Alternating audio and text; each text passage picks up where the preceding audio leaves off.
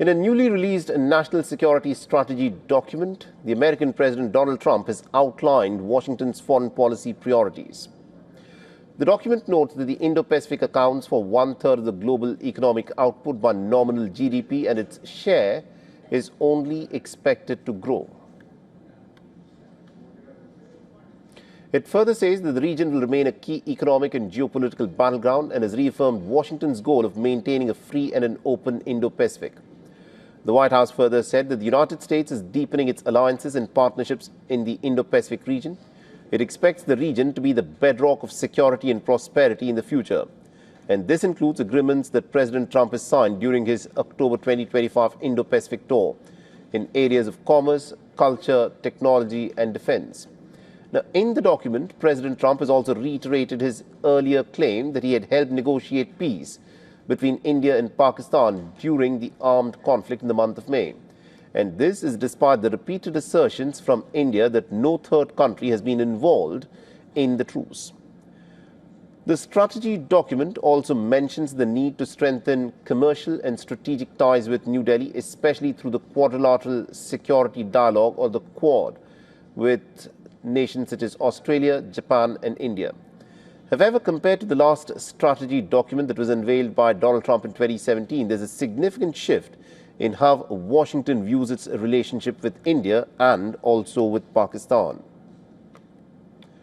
The 2025 document seems to downgrade India's strategic salience. The 2017 report had welcomed India's emergence as a leading global power. It saw New Delhi a stronger strategic and defense partner for the United States, but the 2025 strategy report only calls for improving commercial and other relations with India. It aims to encourage New Delhi to contribute to Indo-Pacific security through cooperation in the Quad. The Quad receives only this single passing mention in the entire document. The 2025 document makes no critical references to Pakistan. In 2017, Washington had called out Islamabad for harboring transnational terrorists and militants that operate from its soil. It had also urged Pakistan to intensify its counter-terrorism efforts. Furthermore, the 2017 document had said that no partnership can survive a country's support for militants and terrorists. It also warned that Pakistan to be responsible towards its nuclear assets. However, the 2025 strategy document makes no such critical mention. The omission is glaring despite the Pahalgam terror attack and also Islamabad's continued support to terror activities against India.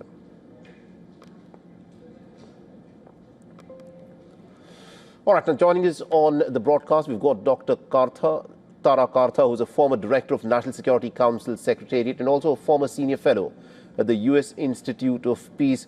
Dr. Tara Kartha, thank you very much indeed, ma'am, for joining us here on WION. Now, how do you see this changing American approach vis-a-vis India, where Donald Trump in particular seems to have a completely different kind of a worldview, even if we were to contrast this with how he had perceived India in his first term? What do you think has brought about this change?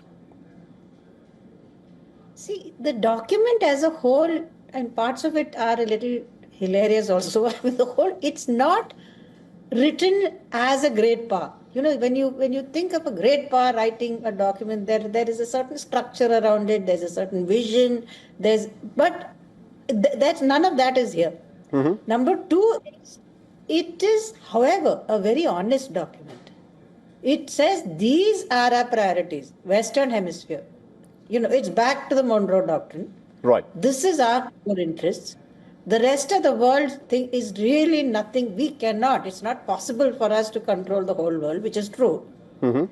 And the other, the fact that India, I mean, Pakistan is just ignored. I don't think we should. I mean, ideally, I would like them to focus a little more on terrorism, considering that the US has had its share of terror from an Afghan recently. You know, all that seems to have just, sort of gone over the heads. So it's a completely different worldview, very restrictive, but it mentions China, like you said, about 21 times. Mm-hmm. The concern is, the framing is largely economic. Right. You know, it's not talking of China as this major competitor, peer competitor, all that language, like you very correctly stated in the earlier in the earlier documents, but it also says that the whole impact of Taiwan, why Taiwan, if China takes over Taiwan, it's a direct threat to the United States. I mean, that is what is implied, though it doesn't say so in so many words. And of course, the Indo-Pacific, therefore, is a focus of interest. I think you mentioned that this is a document that appears to be more realistic. It is a national security strategy document for the Americans. Do you think this is a realization on the part of the American security strategists that America is not what it was earlier, and this is probably a superpower that is now beginning to accept that the world is more a multipolar world and no longer a unipolar world? Yeah, that's a good point. Yes, it is in part. But if you look at earlier documents also, what the US promises is not what it always does, right? But also its actual capabilities, even say during the time of Obama, to make a difference in all over the world was limited. So this document recognizes that. However, there's one difference, one important difference regarding India, which I want to point out. Go ahead. The whole thing says that, you have a threat. You have to help us deal with it. US is not going to give you any free aid, any kind of, nothing of that sort. They're not, Europe has been torn apart royally in this document. Russia is not mentioned as a threat, which is also true.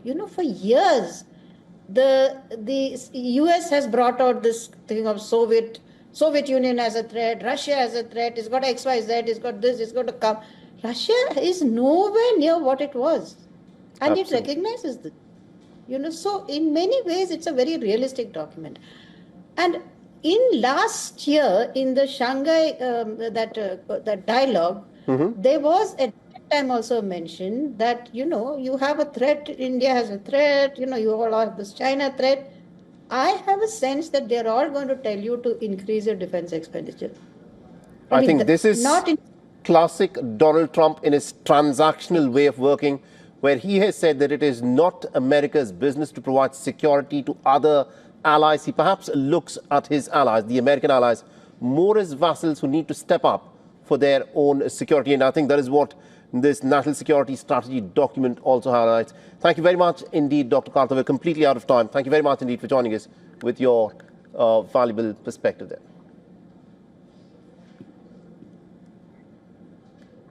For all the latest news, download the WION app and subscribe to our YouTube channel.